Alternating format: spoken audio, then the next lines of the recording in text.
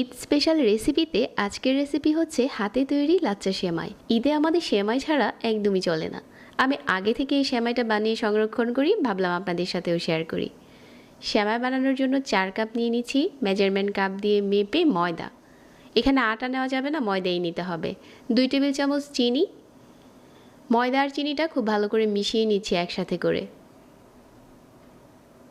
তারপর এখানে প্রথমে আমি 1 কাপ পানি দিয়েছি, সাথে আমি আরও অল্প একটু পানি নিয়েছি, যদি দরকার হয় তাহলে দিয়ে দেব। পানিটা যদি আরও বেশি একসাথে করে দিয়ে দেন তাহলে কিন্তু ডোটা নরম হয়ে যাবে, এটা দেখে দিতে হবে। এখন যতটা সম্ভব সফট করে মাখিয়ে নিতে হবে। আমি এখানে প্রায় 5 মিনিটের মতো সফট করে মাখিয়ে নিয়েছি। তারপর এইখান থেকে ছোট ছোট ডো নিয়ে নিচ্ছি। যে কয়টা সেমাই তৈরি করবেন ওরকম করে ডোগুলো নিয়ে নিতে হবে। আমি এখানে 4 কাপ ময়দা দিয়ে প্রায় 6টার মতো বানিয়ে নিচ্ছি। এখন এই ডোগুলোকে হাত দিয়ে এরকম করে ঘুরিয়ে নিচ্ছি, খুব মসৃণ করে ডোগুলো বানিয়ে নিচ্ছি। এগুলো এখন হচ্ছে রেস্টে দিয়ে দিচ্ছি প্রায় 10 মিনিটের জন্য। 10 মিনিট পর প্রতিটা ডো হচ্ছে এরকম সফট হয়েছে। তো আমাদের ডোটা রেডি হয়ে গেছে।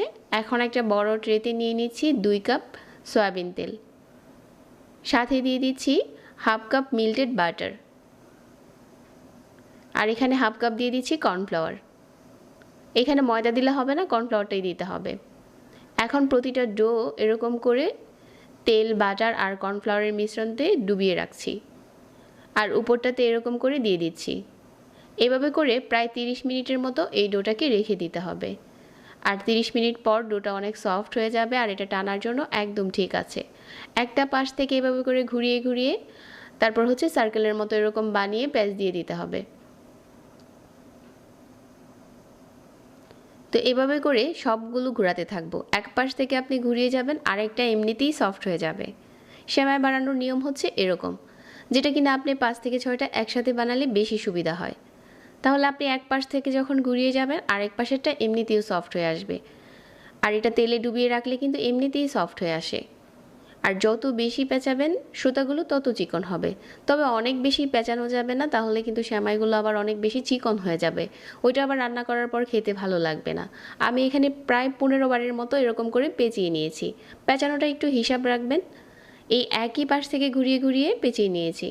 একটা এরকম পেঁচিয়ে রেখে দিয়ে আবারও পেঁচিয়ে নিচ্ছি। প্রায় আমি এখানে 15 বারের মতো পেঁচিয়ে নিয়েছি। এখন দেখতে এরকম হয়েছে, একদম চিকন সুতার মতো। এখন মিডিয়াম আঁচে তেল গরম করে গরম তেলের উপরে দিয়ে এরকম কাঁটা চামচ দিয়ে নাড়িয়ে দিচ্ছি। আর উপরটা দেখা যাচ্ছে যে কতটা সুতার মতো হয়েছে। দুটো পাশ উল্টে পাল্টে ভেজে নিয়েছি।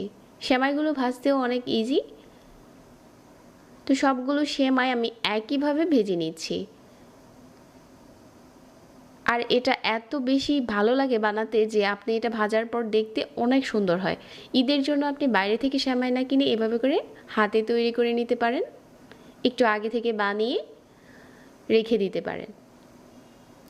সবগুলো সেমাই ভাজা হয়ে গেছে, আর এগুলো ভাজার পর দারুণ একটা কালার এসেছে। এই পর্যায়ে সংরক্ষণ করা যাবে। আসছে ঈদের জন্য নিজের হাতে তৈরি করুন স্বাস্থ্যকর উপায়ে লাচ্চা সেমাই, যেটা আপনাকে বাইরে থেকে কিনে খেতে হবে না। আর এটা কিন্তু অনেক ক্রিস্পি হয়েছে। চাইলে একটু মোটা করেও বানাতে পারেন, যাদের কাছে মোটাটা ভালো লাগে। তো এখন হচ্ছে আমি এই সেমাইগুলো সংরক্ষণ করব।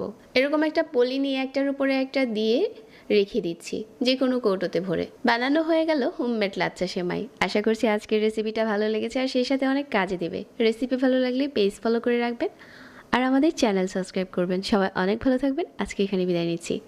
আল্লাহ হাফেজ।